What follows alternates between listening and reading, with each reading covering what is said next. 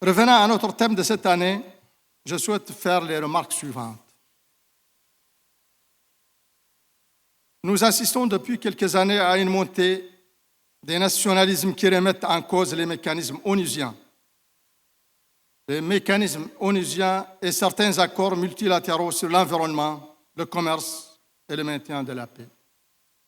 Or, à l'ère de la révolution numérique, le monde est devenu un village planétaire où les enjeux financiers, macroéconomiques, sociaux et climatiques, sécuritaires et autres s'interconnectent et dépassent le cadre des frontières géographiques et socioculturelles. Une gestion durable des multiples facteurs de déstabilisation et leurs caractères transnationaux passe nécessairement par des réponses collectives.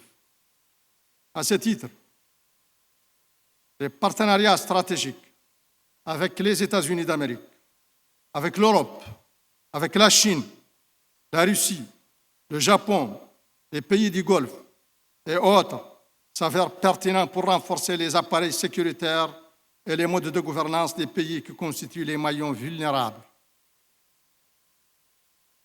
Mais ces coopérations multilatérales doivent reposer sur le double principe de l'indivisibilité des questions de sécurité et de développement, et d'un rôle exclusif de soutien de l'action des pays concernés dans le respect des principes de démocratie, de bonne gouvernance et de l'état de droit.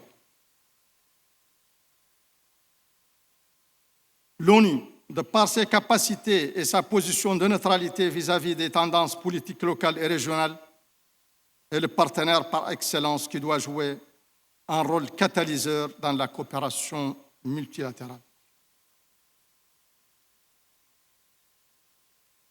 Mais pour cela, l'ONU doit se réformer, non seulement au niveau de la composition des membres permanents du Conseil de sécurité, mais également dans sa politique de maintien de la paix, qui n'est pas en adéquation avec les enjeux du terrorisme d'aujourd'hui.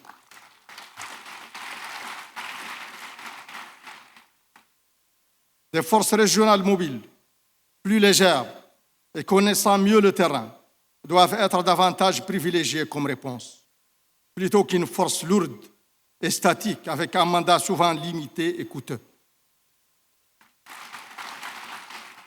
L'ONU doit ainsi donner un mandat plus robuste et un financement plus pérenne aux forces sous-régionales, telles que la force conjointe du G5 Sahel. Ces forces sous-régionales viennent compléter des efforts multilatéraux onusiens qui doivent être tournés vers le maintien de la paix, une fois qu'elle existe, bien sûr, avec une stabilisation de long terme. Aujourd'hui, une nouvelle initiative que nous saluons, portée par le couple franco-allemand, est mise sur la table. Le partenariat pour la sécurité et la stabilité au Sahel. Cette initiative est la bienvenue, surtout si elle vient en complément à l'action des initiatives existantes, notamment le G5 Sahel. En conclusion, la sécurité relève d'un double enjeu de gouvernance et de développement. Les stratégies visant à indiquer ces fléaux du terrorisme ne peuvent faire l'économie d'une approche globale et inclusive, s'attaquant aux causes profondes qui font le creuset de l'insécurité. Des efforts conséquents doivent être consentis pour créer les préconditions de la paix et de la stabilité. Ainsi, nous devons promouvoir la bonne gouvernance. Nous devons placer l'homme au centre de toute stratégie de développement.